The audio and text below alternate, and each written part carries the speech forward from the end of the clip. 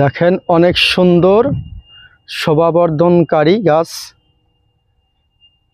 ভিতরে মাচা করে রেখে দিয়েছেন যাতে দেখতে সুন্দর হয়। এটি কিন্তু আসলে ঘরের মতো করে বানিয়েছেন, ঘরের ছাউনি যেমন ঠিক তেমন। দেখেন দেখতে বেশ ভালো, সুন্দর করে তৈরি করেছেন। যে ঘরে যেমন খুঁটি থাকে ঠিক তেমনই খুঁটির মতো আছে।